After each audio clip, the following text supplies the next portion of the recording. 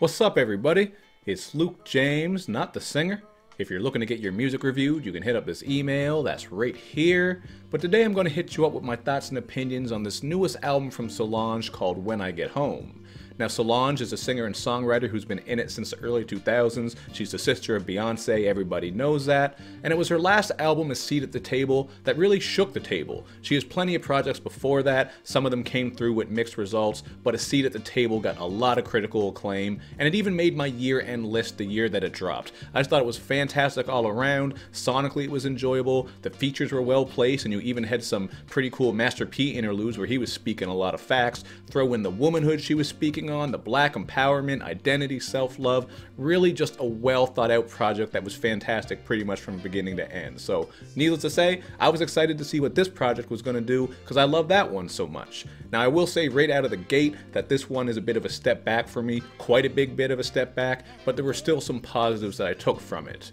I do think the dreamy, atmospheric production throughout is dope, and it matches nicely with her whispery vocal style. And as you read through the credits, you are going to see so many people involved in this thing, man. Whether they're coming in just to do a bridge, lend some background vocals, play an instrument, or whatever the case, there are plenty of people who lent their hand to this. You're going to see Earl Sweatshirt in the credits, Raphael Sadiq, Devin the Dude, Tyler the Creator, just to name a few. And I'm not going to go over everyone and where everyone was placed, because we would be here all day doing that. I'm just saying that it's pretty cool how she reached out to so many different people and brought them in order to make this project. That just shows you that she did put a lot of thought, at least into the sonic nature of it, and that was something that I could appreciate. But that's not to say every feature fits perfectly, and there are some instances where I was let down a little bit. You do get Sampha on Time Is. This was a song where I think he was underutilized because all he does is a couple of background vocals. I kind of felt like this was a missed opportunity to really make use of him because he is one of the most unique voices in R&B. Still, not a bad track, and it does have that smooth, dreamy feel to it. But the worst song for sure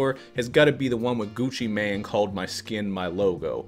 This is just a very dull and droning song all around, from the production to the way that they're rapping, and they're just taking turns rapping about the stuff that they like. So Solange is saying what Gucci likes, Gucci is saying what Solange likes. Really just a weird track all around that I don't think came together very well. So there are some instances with the features where I wasn't really blown away, but even still it was interesting that she picked people like Gucci Mane to come on here. Most notably, you're going to hear Playboi Carti on Almeda, and even though I'm not a big fan of him and I think his weird baby voice and kindergarten flows aren't that great, this song is still easily one of the standout cuts. You're going to hear the Pharrell production all over it with the deep bass and dancing snares, so I like the work that he did on here. I also need to point out that he did the beat on Sound of Rain. This one also has that signature Pharrell sound, including the 4 count at the start. But to get back to what I liked about Almeda, I think as far as the songwriting goes, this is one of the best instances that you're going to see on this project.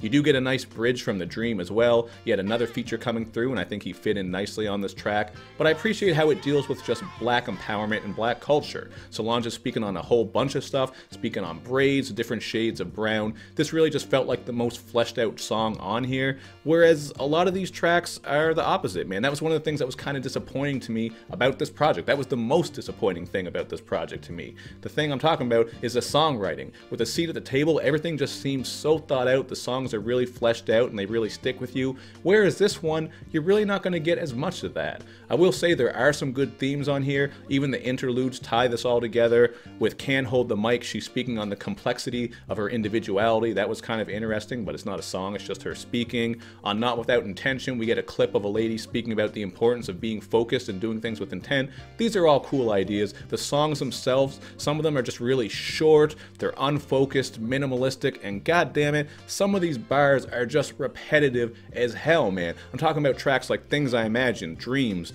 Down with the Click, and Beltway. I will say Dream still sounded good, like that was a very vibey track, and overall this whole project does have that smooth aesthetic to it, which is cool. But I don't know, man, this was a big step back from A Seat at the Table to me, so I'm just gonna go with a 3 out of 5 here. Very disappointed with this one. I did think about a 3.5 because I think sonically it's still pretty cool for the most part, but it just kind of feels like an unfinished album, or one that she didn't put as much thought and care into.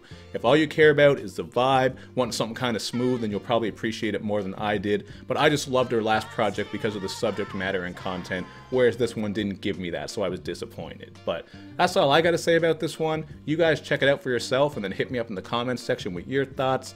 And of course, make sure you do all that good YouTube and social media stuff where you show me love and you show me lots of it. Thank you for watching, everybody. I will see you next time.